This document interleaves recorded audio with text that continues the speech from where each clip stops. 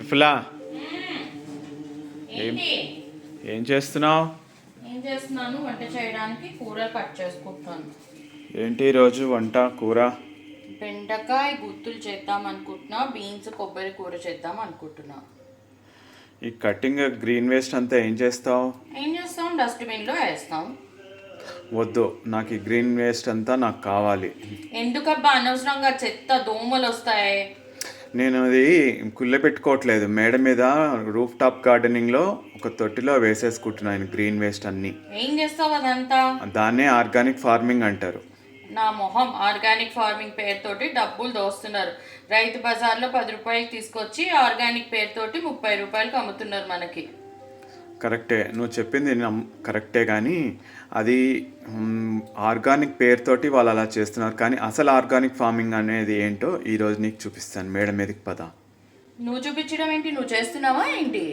మరి ఈరోజు ఈ గ్రీన్ వేస్ట్ అంతా కలెక్ట్ చేసుకుని నేను మేడ మీద పెట్టుకుని ఏం చేస్తున్నావు అనుకుంటున్నావు? అవునా, నువ్వు చేస్తున్నావా? చూసావా, ఇదే గ్రీన్ ఫార్మింగ్, ఆర్గానిక్ ఫార్మింగ్ అంటే ఇదే. నువ్వు తీసుకొచ్చిన గ్రీన్ వేస్ట్ అంతా ఈ మట్టిలో వేసేసి కింద మొత్తం దీంట్లో చూస్తే కనుక అంతా కటింగ్ చేసినవి. ఇంకో చూసావా, ఈ కుళ్ళిపోయిన టమాటాలు, అరటి తొక్కలు, వీటి నుంచి మనకి సీడ్స్ వస్తాయి. వీటి నుంచి సీడ్స్ వస్తాయి. ఎలాగా? ఎర్త్ వామ్స్ ఇవన్నీ తినేసి. ఇందులో ఎర్త్ వామ్స్ ఉంటాయా? అవును. ఎర్త్ వామ్స్ ఎక్కడి నుంచి వస్తాయి అనుకుంటున్నావు? మనకి ఇవి ఆవు పేడ నుంచి దీంట్లోకి కొంచెం ఆవు పేడ వేస్తే ఈ ఎర్త్ వామ్స్ మల్టిప్లై అయిపోయి ఈ మొత్తం గ్రీన్ వేస్ట్ మొత్తం 1 వీక్లో తినేస్తాయి. అవి పెద్ద పెద్దవి అయితే కనుక 1 వీక్లో తినేస్తాయి. అవి తినేసి ఈ మట్టి అంతా చాలా సారవంతమైన మట్టి కింద తయారైపోతుంది. ఇది ఓకే, ఇది వేసి మనకి మొక్కలు పండిస్తావా నువ్వు? అవును.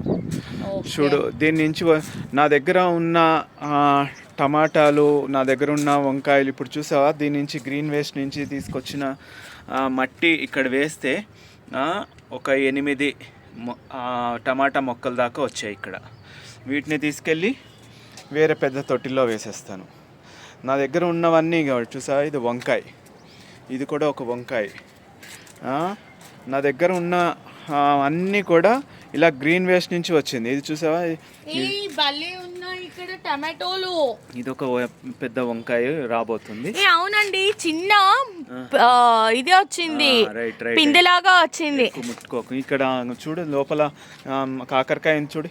అదే ఏంటి, టమాటోలు ఉన్నాయి, కోసైనా రెడ్ కలర్ లో భలే ఉన్నాయి, కోసైనా ఇవి కోసేసి ఇంకా మనం అది టమాటాలు అయిపోయాయి. ఇంకా 1 2 ఇది పండలేదు కాబట్టి ఇది కోసేయచ్చు, ఏం కాదా. అక్కడ ఉన్నవన్నీ కోసే, వెనకాల ఇంకా 2 3 ఇంతకుముందు కోసేసాను నేను.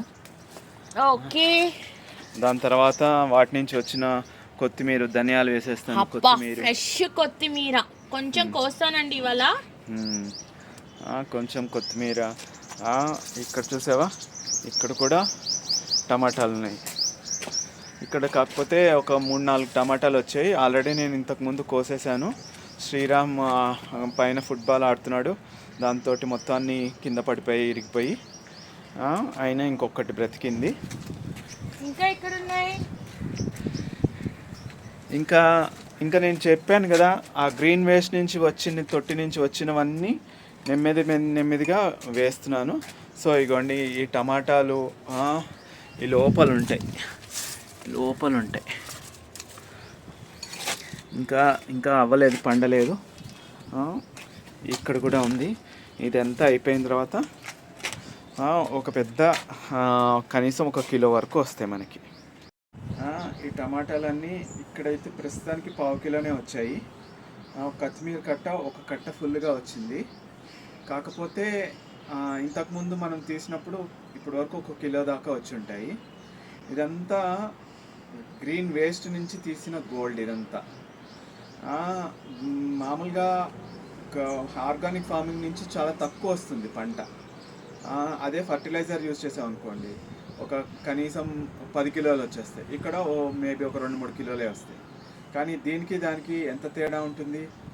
ఇది చాలా ఫుల్ ఆరోగ్యం. అది అంతా మనం ఫర్టిలైజర్స్ తింటున్నాం మనం. ప్రతివాడు ఇట్లా గ్రీన్ వేస్ట్ పైన మేడ మీద వీలుంటే కనుక వేసుకుంటే మనకి ఆరోగ్యం బాగుంటుంది. సూపర్ అబ్బా. ఇప్పుడు ఏం చేయమంటావు ఈ టమాటోలతోటి? టమాటా పచ్చడి చేసే ఇంకేంటి. ఓకే.